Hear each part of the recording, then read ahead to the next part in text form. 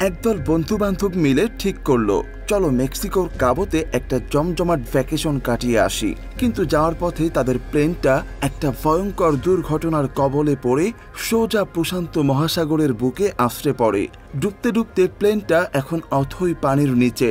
বেশিক্ষণ তারা এভাবে টিকে থাকতে পারবে না। সমুদ্রের নিকোষ কালো গভীরে ওত পেতে আছে এক ভয়ঙ্কর বিপদ। ক্ষুধার্ত চোখে সে অপেক্ষা করছে অসহায় মানুষগুলোর জন্য। হ্যাঁ বন্ধুরা, আমি বলছিলাম 2024 সালে মুক্তি পাওয়া টান টান উত্তেজনার survival thriller movie No Way আপের কথা। সিনেমার শুরুতেই আমরা এয়ারপোর্টে দেখা পাই জেড আর কাইল নামে দুই বন্ধুর। ওরা দুজন সেখানে দাঁড়িয়ে অন্য যাত্রীদের নিয়ে বেশ হাসি ঠাট্টা করছে, জোকস বলে সময় কাটাচ্ছে। জেড আসলে অপেক্ষা করছিল ওর গার্লফ্রেন্ড এভার জন্য। কিছুক্ষণ পরেই এভা এসে হাজির, তবে একা নয়, সঙ্গে তার বডিগার্ড ব্র্যান্ডন। এভা আসলে সেখানকার গভর্নরের মেয়ে। মেয়ের নিরাপত্তার কথা ভেবে গভর্নর সাহেব সঙ্গে একজন বডিগার্ড দিয়েছেন।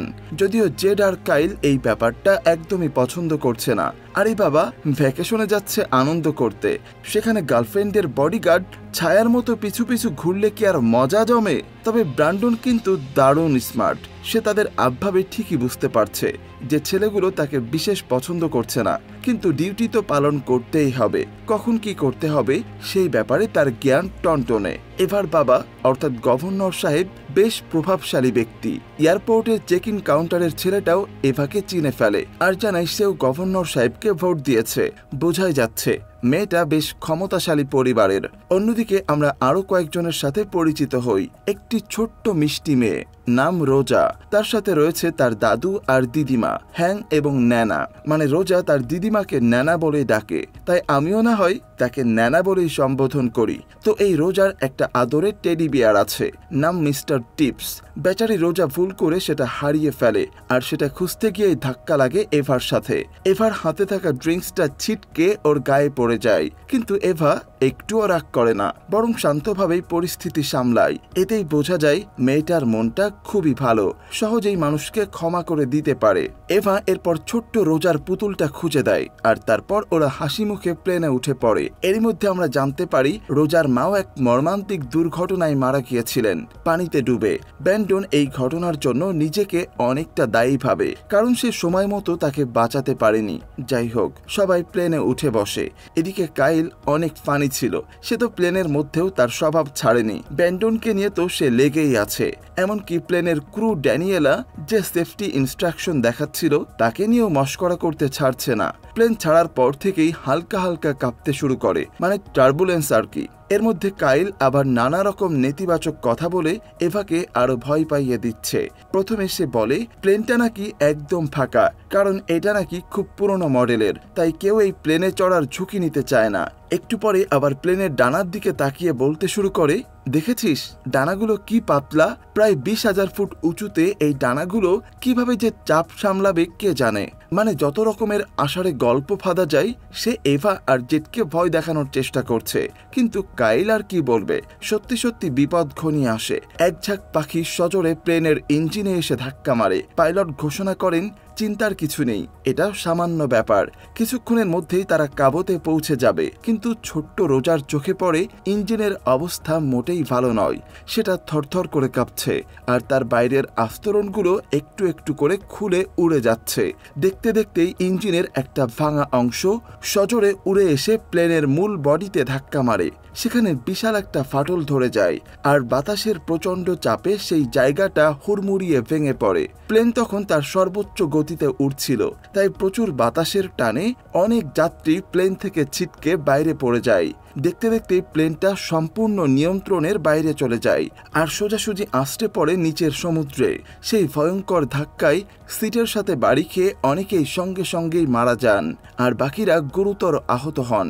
প্লেনটা ধীরে ধীরে সমুদ্রের গভীরে তলিয়ে যেতে থাকে আর শেষে সি বেডে গিয়ে ধাক্কা খায়। কিন্তু সেই সি বেড মানে সমুদ্রের তলদেশ একদম সমতল ছিল না, খানিকটা ঢালু মতো, অর্থাৎ প্লেনটা যে কোনো মুহূর্তেই পিছলে আরো গভীরে চলে যেতে পারে।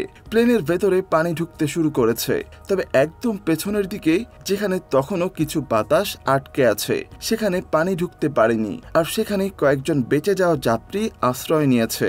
এভা, তার বয়ফ্রেন্ড জেডের বন্ধু কাইল, ওরা বেঁচে আছে। ছোট্ট রোজাও প্রাণে বেঁচে গেছে, তবে রোজার দিদিমা ন্যানা প্রায় জ্ঞান হারিয়ে ফেলেছিলেন। এভা সিপিআর দিয়ে তাকে বাঁচিয়ে তোলে, কিন্তু দুঃখের বিষয় রোজার দাদু হ্যাঙ্ক আর বাঁচেননি। ঘটনাস্থলেই তিনি মারা যান। আগেই যেমনটা বলেছিলাম, ব্যান্ডন অনেক স্মার্ট, সার্ভাইভাল স্কিলও ছিল তার অসাধারণ। এই ভয়ঙ্কর পরিস্থিতিতে ঠিক কি কি করা উচিত সেই ব্যাপারে তার আগে থেকেই ধারণা আছে। অন্যদিকে কাইল আর জেডের মুখে শুধুই হতাশার কথা। তারা এখন সমুদ্রের গভীরে। প্লেনটা প্রায় 30 ডিগ্রি কোণে কাত হয়ে আছে। যেখানে তারা আশ্রয় নিয়েছে সেটা একটা এয়ার পকেট, মানে বাতাসের থলি। তবে তাদের খেয়াল রাখতে হবে কারো মাথা ঘুরছে কিনা বা ঘুম ঘুম পাচ্ছে কিনা, কারণ এগুলো অক্সিজেন কমে যাওয়ার লক্ষণ। ব্যান্ডন সবাইকে আশ্বস্ত করে বলে প্লেনের ব্ল্যাক বক্সে একটা ট্রান্সপন্ডার থাকে। দুর্ঘটনার সঙ্গে সঙ্গেই একটা SOS সিগন্যাল চলে যাওয়ার কথা। উদ্ধারকারী দল নিশ্চয়ই সময় মতো এসে তাদের বাঁচিয়ে নিয়ে যাবে। এমন পরিস্থিতিতে সবার মনেই খারাপ চিন্তা আসা স্বাভাবিক, কিন্তু বেঁচে থাকতে হলে পজিটিভ থাকতেই হবে। এটাই ব্র্যান্ডন সবাইকে বোঝায়। এই মুহূর্তে তাদের সবচেয়ে বেশি দরকার অক্সিজেন। প্লেনে সাধারণত 2টো ইমার্জেন্সি অক্সিজেন ট্যাঙ্ক থাকে, কিন্তু ড্যানিয়েলা পরীক্ষা করে দেখে সেগুলো সবই খালি। এতেই বোঝা যায় প্লেনটার মেইনটেন্যান্স কতটা খারাপ ছিল। তখন ন্যানো জানায় যে সে একজন যাত্রীর কাছ থেকে একটা মেডিকেল অক্সিজেন ট্যাঙ্ক দেখেছিল, সেটা হয়তো কাজে লাগতে পারে। সেই ট্যাঙ্কের খোঁজে ব্যান্ডন পানির নিচে নামে। এই সময় ন্যানা ব্যান্ডনকে অনুরোধ করেন সে যেন তার মৃত স্বামীর টুপিটা নিয়ে আসে, স্বামীর শেষ স্মৃতি হিসাবে। ব্যান্ডন পানির নিচে গিয়ে অনেক খোঁজাখুঁজির পর ট্যাঙ্কটা পায়। চারিদিকে ছড়িয়ে ছিটিয়ে রয়েছে মৃতদেহ, কেউ সিটের সাথে আটকে, কেউ বা পানিতে ডুবে মারা গেছে। তবে এতক্ষণ যে সমস্যাগুলোর কথা বললাম সেগুলো তো কিছুই না, কারণ আসল বিপদটা তো সমুদ্রের গভীরে ওত পেতেছিল। প্লেনের একটা দিক যেটা দুর্ঘটনার ফলে পুরোটা হা করে ফাঁকা হয়ে গেছিল, সেখান দিয়েই একটা বিশাল হাঙর হুড়মুড়িয়ে ভেতরে ঢুকে পড়ে আর সরাসরি ব্যান্ডনের উপর ঝাঁপিয়ে পড়ে। ব্যান্ডন কোনো মতে বাকিদের কাছে অক্সিজেন ট্যাঙ্কটা আর হ্যাঙ্কের টুপিটা ন্যানার হাতে তুলে দেয়, কিন্তু হাঙরের কামড়ে সে মারাত্মকভাবে জখম। ফিনকি দিয়ে রক্ত পড়ছে। তাকে দেখে বোঝাই যাচ্ছিল যে বেশিক্ষণ সে বাঁচবে না। ঠিক তখনই সেই হাঙরটা আবার ফিরে এসে ব্যান্ডনকে টেনে হেঁচড়ে নিয়ে যায়। এভা আর বাকিরা এটা দেখে একেবারে শকড হয়ে যায়। তারা বুঝতে পারছিল যে তারা কি ভয়ঙ্কর বিপদের মুখে পড়েছে। তারা আদেও কি বাঁচবে কিনা সেই নিশ্চয়তা আর নেই। ব্র্যান্ডনের কথা মতো উদ্ধারকারী দল না আসা পর্যন্ত তাদের অপেক্ষা করা ছাড়া আর কোনো উপায় নেই। অন্যদিকে সেই দুর্ঘটনার সময় কাইলের হাতে বেশ বড়সড় একটা চোট লেগেছিল, সেখান থেকে রক্ত পড়ছে। তার এক্ষুনি চিকিৎসা দরকার। ভাগ্যক্রমে ন্যানা সেখানে উপস্থিত ছিলেন। তার মেডিকেল বিষয়ে বেশ ভালো জ্ঞান আছে। তিনি একসময় আর্মি মেডিকেলে ছিলেন, ইরাকে কাজ করেছেন, আর সেখানেই তার স্বামী হ্যাঙ্কের সাথে আলাপ হয়েছিল। তাই এই ধরনের আঘাতের চিকিৎসা তিনি ভালো করেই করতে পারেন। এদিকে হাঙরের দল প্লেনের ভেতরে থাকা মৃতদেহগুলো থুবলে খেতে শুরু করেছে। সব মিলিয়ে এক বিভৎস পরিস্থিতি। প্লেনটাও কিছুক্ষণ পর পর কেঁপে উঠছে, কারণ আগেই বলেছি ওটা একটা 30 ডিগ্রি ডালে আটকে আছে, যে কোনো মুহূর্তেই পিছলে আরো গভীরে চলে যেতে পারে। অন্যদিকে পানির উপরে কয়েকটা উদ্ধারকারী হেলিকপ্টার চক্কর কাটছে। প্লেনটাকে খুঁজে বের করার আপ্রাণ চেষ্টা করছে তারা, কিন্তু এত বিশাল সমুদ্রের মাঝে ঠিক কোথায় প্লেনটা পড়েছে সেটা খুঁজে বের করা কি আর মুখের কথা? তার উপর হেলিকপ্টারের জ্বালানিও ফুরিয়ে আসছে। কতক্ষণই বা তারা এভাবে উঠতে পারবে?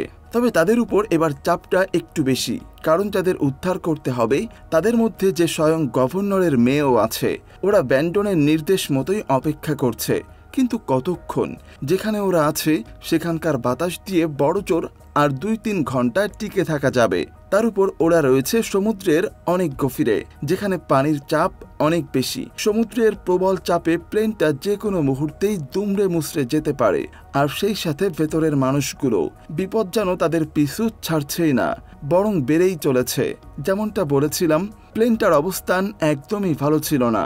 কাত হয়ে থাকা প্লেনটা এবার সত্যি সত্যি পিছলে আরো নিচের দিকে নামতে শুরু করে, আর সিবেডের একেবারে শেষ কিনারায় এসে ঝুলে পড়ে। সামনে অতল খাদ, প্লেনটা আরেকটু নড়লেই সোজা সেই খাদে গিয়ে পড়বে। সেই খাদ যে কতটা গভীর তার কোনো ধারণাই কারো নেই। আর সেখানে পড়লে যে মৃত্যু নিশ্চিত সে বিষয়েও কোনো সন্দেহ নেই। কেউ যে সেখানে বাঁচাতে আসবে সে আশাও বৃথা। সবাই তখন দিশেহারা। কেউ তাদের খুঁজছে কিনা বা আদৌ কেউ বাঁচাতে আসবে কিনা কিছুই তারা জানে না। তারা ভাবতে শুরু করে কোনো মতে সাঁতরে প্লেন থেকে বেরিয়ে যাবে, কিন্তু তারা যে কতটা গভীরে আছে অতক্ষণ দম বন্ধ করে থাকতে পারবে কিনা সেটাও তো একটা বড় প্রশ্ন। তার উপর বাইরে ওত পেতে আছে হিংস্র হাঙরের দল। সেই রক্তপিপাসু হাঙরগুলোকে এড়িয়ে যাবেই বা কি করে? ঠিক তখনই ছোট্ট রোজা একটা আশার আলো দেখায়। সে বলে তার স্কুলের বইতে সে পড়েছে যে হাঙরেরা নাকি পানির বুদবুদ একদমই পছন্দ করে না। এই বুদবুদের সাহায্যেই হয়তো হাঙরগুলোকে ভয় দেখিয়ে দূরে রাখা যাবে। রোজার কথা শুনে কাইলের মাথায় খেলে যায় সে এয়ারপোর্টের কয়েকজন যাত্রীর কাছে স্কুবা গিয়ার দেখেছিল। ড্যানিয়েলা তখন জানায় ওদের ওই অংশে একটা হ্যাচ আছে যেটা দিয়ে সোজা কার্গো হোল্ডে, মানে যেখানে যাত্রীদের লাগেজ রাখা হয়, সেখানে পৌঁছানো যাবে। কিন্তু একটা সমস্যা আছে, স্কুবা গিয়ার পেলেও তার অক্সিজেন ট্যাঙ্কগুলো নিশ্চয়ই খালি থাকবে, কারণ ভর্তি অক্সিজেন ট্যাঙ্ক নিয়ে তো আর প্লেনে চড়া যায় না। যাই হোক, ট্যাঙ্ক খালি থাকলে কি হবে? বাকি গিয়ারগুলো তো অন্তত ব্যবহার করা যাবে। এই সময় সমুদ্রের উপরে চক্কর কাটতে থাকা উদ্ধারকারী হেলিকপ্টারগুলো অবশেষে প্লেনের কিছু ভাঙা অংশ, মানে ডেব্রিস, ভাসতে দেখে। তারা বুঝতে পারে প্লেনটা এখানেই কোথাও আশ্রে পড়েছে। সঙ্গে সঙ্গেই তারা দুজন স্কুবা ড্রাইভারকে পানির নিচে পাঠায়। তবে হেলিকপ্টারের জ্বালানি প্রায় শেষের দিকে। তাদের হাতে সময় মাত্র 15 মিনিট। সৌভাগ্যবশত সেই দুই উদ্ধারকারী অবশেষে সমুদ্রের নিচে প্লেনটাকে খুঁজে পায়। হাজারো হতাশার মধ্যে এই প্রথম যেন একটু আশার আলো দেখতে পায়। তারা জানালা দিয়ে দেখতে পায় দুজন উদ্ধারকারী তাদের বাঁচানোর জন্য এগিয়ে আসছে। কিন্তু তারা কি আর জানতো সমুদ্রের গভীরে আরো বড় বিপদ তাদের জন্য অপেক্ষা করে আছে? সেই হিংস্র হাঙরের দল দুটো স্কুবা ড্রাইভারের উপরই অতর্কিতভাবে হামলা করে বসে। জানালার কাচের ভিতর দিয়ে তারা দেখতে পায় একজন উদ্ধারকারীর শুধু কাটা পা ভেসে যাচ্ছে। যেটুকু আশা তাদের মনে জন্মেছিল নিমিষেই সেটাও শেষ হয়ে যায়। এবার তারা বুঝতে পারে যা করার নিজেদেরই করতে হবে। বাইরে উড়তে থাকা হেলিকপ্টারগুলো ফিরে যায়, কারণ তাদের জ্বালানি একেবারেই কমে এসেছিল। তারা ভাবে স্কুবা ড্রাইভারগুলো তো পেশাদার, তারা নিশ্চয়ই জানে কিভাবে বেঁচে থাকতে হয়। তারা বাকি টিমকে খবরটা দিয়ে হেলিকপ্টারের জ্বালানি ভরতে চলে যায়। এদিকে বিমানের ভেতর থেকে ওরা দেখে যে একজন স্কুবা ড্রাইভার তো নিশ্চিতভাবেই মারা গেছে, তবে অন্যজন হয়তো প্লেনের ভেতরে ঢুকতে পেরেছে। এমনই একটা আশা তারা করছিল। আর যদি হাঙর তাকেও মেরে ফেলে তাহলে তার স্কুবা গিয়ার, তার অক্সিজেন ট্যাঙ্ক এগুলো তো ব্যবহার করা যেতে পারে। এই আশাতেই এভা আর জেড নিচে নেমে আসে। কিন্তু দুর্ভাগ্যবশত জেড পা পিছলে পানিতে পড়ে যায়, আর অতিরিক্ত নড়াচড়ার শব্দ পেয়ে একটা হাঙর সেখানে ছুটে আসে আর জেডের পায়ে সজোরে কামড় বসায়। আসলে প্লেনের ভেতরে বাইরে সর্বত্রই হাঙর ঘুরে বেড়াচ্ছে। বেঁচে থাকতে হলে খুব সাবধানে ধীরে সুস্থে কাজ করতে হবে। সামান্য নড়াচড়াতেই ওরা টের পেয়ে যায় আর আক্রমণ করার জন্য ছুটে আসে। হাঙরের সেই ভয়ঙ্কর কামড়ে জেড তার একটা পা হারায়। যন্ত্রণায় সে ছটফট ছটফট করতে থাকে। নিজের পাটা সে আর অনুভব করতে পারছিল না। সময় দ্রুত ফুরিয়ে আসছে। এয়ার পকেটের অক্সিজেনও প্রায় শেষের দিকে। যা করার এক্ষুনি করতে হবে। এবার তখন সেই হাঁসটা খুলে কার্গো হোল্ডের দিকে এগিয়ে যায়। তার লক্ষ্য একটা সবুজ রঙের ব্যাগ খুঁজে বের করা। কাইল দেখেছিল কয়েকজন যাত্রীর কাছে স্কুবা গিয়ার ছিল। অনেক বাধা বিপত্তি পেরিয়ে এভা অবশেষে একটা ব্যাগ খুঁজে পায় আর সেটা নিয়ে সে ফিরে আসে। কিন্তু ততক্ষণে তার বয়ফ্রেন্ড জেড ধীরে ধীরে জ্ঞান হারাতে শুরু করেছে। অতিরিক্ত রক্তক্ষরণের ফলে সে শকের মধ্যেই চলে গেছে। ভাবুন একবার, একটা জীবিত মানুষ হাঙরের কামড়ে নিজের পা হারিয়েছে। তার মানসিক অবস্থাটা তখন কেমন হতে পারে? কিছুক্ষণ পরে অতিরিক্ত রক্তক্ষরণের কারণেই জেড মারা যায়। এভা তার ভালোবাসার মানুষটিকে হারালো। সঙ্গে রয়েছে আর মাত্র কয়েকজন। এই কজন মানুষকে নিয়ে তাকে জীবন্ত অবস্থায় এখান থেকে বেরোতে হবে। কিন্তু কিভাবেই বা তারা বাঁচবে? কাইলের মনের সব জোর তখন ভেঙে গেছে। কি করবে সে কিছুই বুঝে উঠতে পারছে না। তখন সেই ছোট্ট রোজার কথাটা আবার মনে পড়ে। বুদবুদ দিয়ে হাঙরদের ভয় দেখানো, আর ওটাই তাদের একমাত্র ভরসা। আর কোনো উপায়ও যে নেই। প্লেনের সামনের দিকটা ককপিট, যেটা প্রায় দুমড়ে মুচড়ে গিয়েছিল, সেটা এবার ধীরে ধীরে নিচের খাদে পড়তে শুরু করেছে আর তার ওজনে গোটা প্লেনটা সামনের দিকে এগিয়ে যাচ্ছে।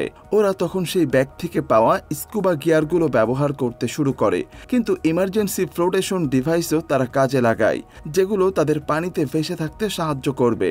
একই সঙ্গে এই ডিভাইসগুলো দিয়েই তারা পানির মধ্যে বুদবুদ তৈরি করার চেষ্টা করে, যাতে হাঙরগুলো ভয় পেয়ে দূরে সরে যায়।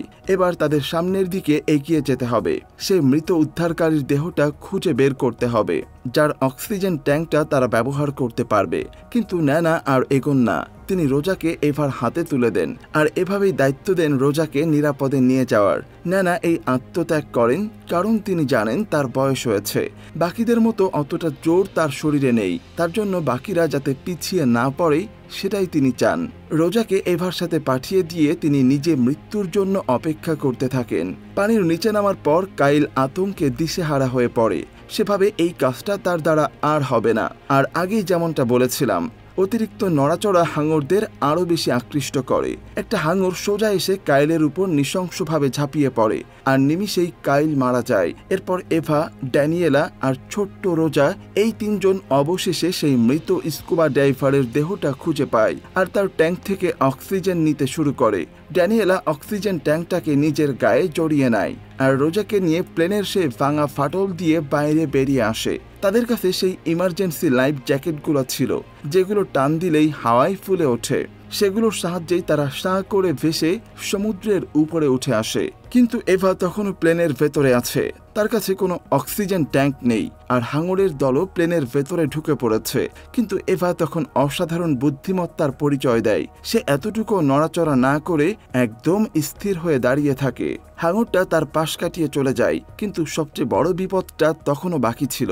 প্লেনের বাকি অংশটা পিছলে গিয়ে সোজা সেই গভীর খাদে পড়ে যায় আর এভা তখনও প্লেনের ভেতরেই ছিল।